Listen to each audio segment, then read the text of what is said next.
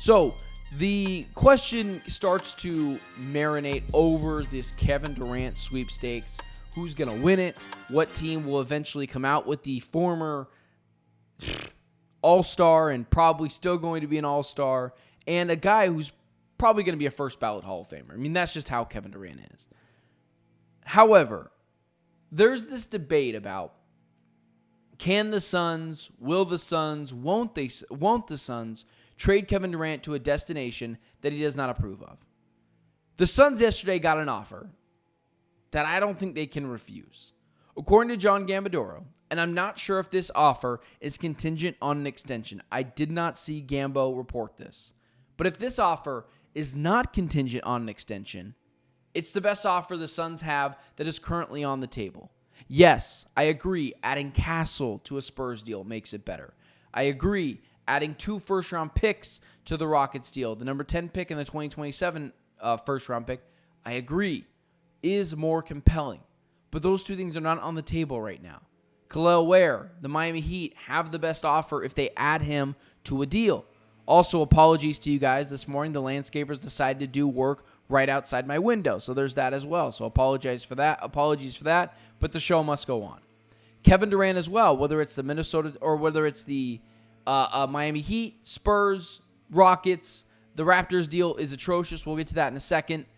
But if any one of those teams decides they want to add another piece to it, it could easily surpass the Minnesota Timberwolves deal. But if this deal is not contingent on Kevin Durant signing an extension, I don't really care what the Phoenix Suns do. They need to take that deal. I couldn't care less about what Kevin Durant thinks or feels. I understand in other ways that used to matter. It doesn't anymore, guys. Damian Lillard and Jimmy Butler are both the most recent stars that requested out and had a preferred destination. Neither of those organizations honored that preferred destination, and it's kind of surprising that the Trailblazers didn't, because that was their guy. That was their whole franchise. And same with the Phoenix Suns. Kevin Durant wants to go somewhere. That's cool, man. You wanted to go to the Knicks. They don't want you. You want to go to the Heat and the Spurs. They don't want to add another piece to it, which I think is nuts. Not adding Jeremy Sohan to a deal, making him untouchable, or not adding Khalil Ware to a deal and not making him untouchable is crazy. It's absolutely crazy talk. But if they don't want to do that, it shows their level of interest in Kevin Durant. And I don't think Kevin Durant was ready for that. So the Suns, I think, are scratching Kevin Durant's back, and he needs to scratch theirs. They're not sending him to Charlotte. But when I see the Minnesota Timberwolves deal, a team that was just in the Western Conference Finals in back-to-back seasons, they need another piece. I'm sorry that the weather there isn't sunshine and rainbows. I guess you'll just have to go vacation in Aruba when the season ends and then leave the state. I mean, it's crazy talk. But if the Suns don't take the Minnesota Timberwolves deal, it's like the last straw.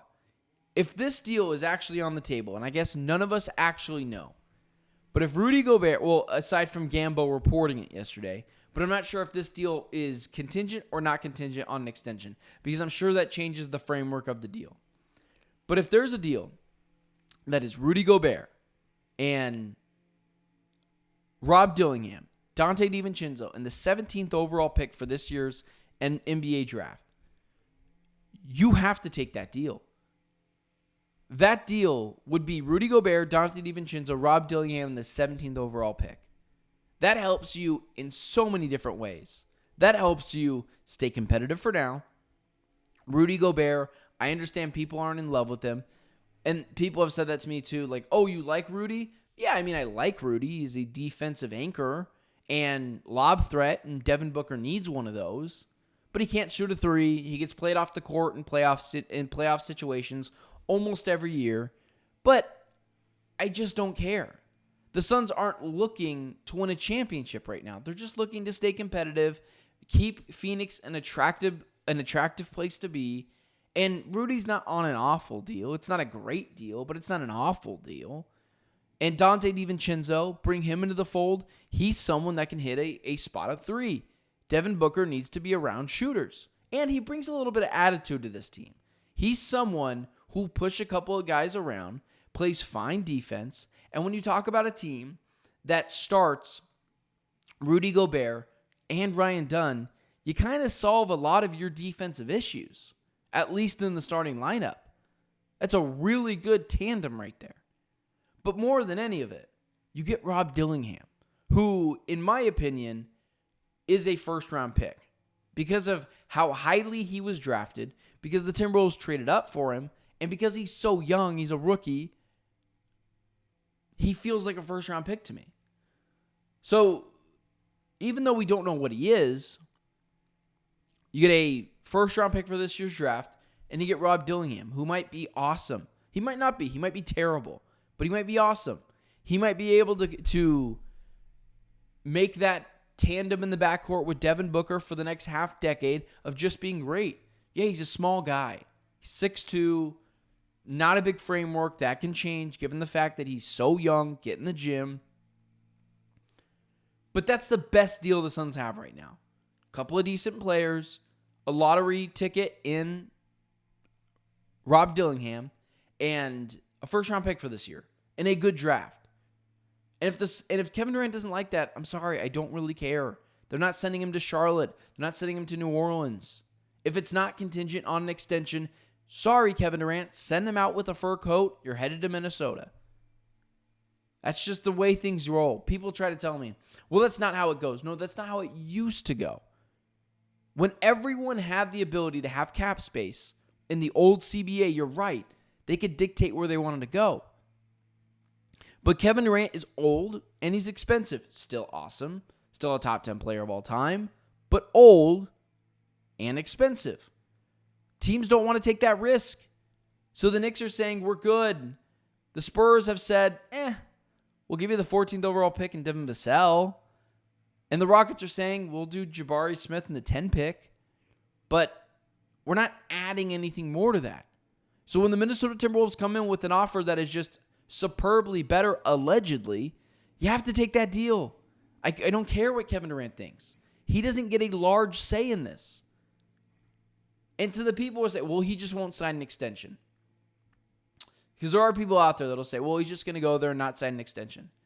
Come on, guys. Let's live in reality for a second. He's 37 years old, right? 37 years old. He's really expensive. No team wants to take that risk. Kevin Durant at 32, when he had a few years left on his deal, or 34, when he had a few years left on his deal, and he wanted to go to the Phoenix Suns, it made him more attractive because he was still awesome. 37 years old, injury history, expensive. You don't have the same leverage as you did.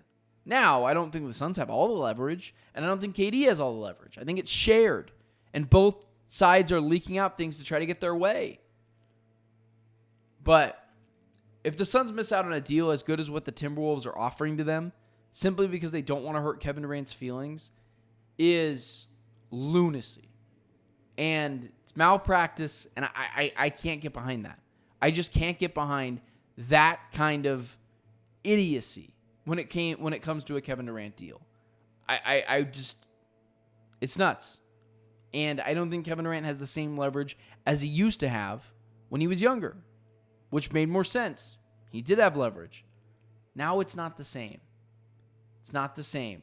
And the market is telling you what people think of KD. They're not that interested in him. And my guy Andy in the chat, thanks for reminding me. The Toronto Raptors deal is so bad, it is laughable. Gobert is maybe a top 20 center in the NBA. How much better is he than Nick Richards? Not great. RJ Barrett can't consistently score, and his contract is bad. Emmanuel Quickley, microwave scorer, former sixth man of the year, sure. And who was the last piece to that deal? Someone remind me in the chat if you want to. But Gobert, RJ Barrett, and whoever it was as well in that deal, it's so bad that I can't even remember who the third player is in that deal for Kevin Durant. I'm sure I had it here. in just a second, but I'll be able to find it. But it's just not good enough, guys. It's just not good enough. Pick 9, I know is in that deal. That's the only thing good about that deal. It's Immanuel Quickley or RJ Barrett. Okay. Like, you can't have both. So it's because of the contracts. RJ Barrett makes too much money. He can't consistently score. He's not a very good defender. And Jakob Poeltl doesn't add anything more. Doesn't do anything to help elevate your center room. So I can't remember what the last piece of that deal is. I know it's Immanuel Quickley or RJ Barrett because the contracts don't line up. But either way, it's terrible. It's an awful deal. If you take that deal, you are getting fleeced, or you just don't want to send Kevin Durant to his trade preferred destination because he's pissing you off, and there's nothing else better on the table. So, compared to the Spurs, it's not terrible, but I'd rather have Devin Vassell than Jakob Poeltl and RJ Barrett or Immanuel Quickley, and I'd rather have the 14th overall. Both deals aren't good. But the Toronto Raptors deal is it's terrible, man. It's terrible. And I apologies for going after you because I don't know you, but that is by far the worst deal in a Kevin Durant trade. And I'm happy that Andy brought that up in the chat because it's just not good enough. You need to get more for Kevin Durant.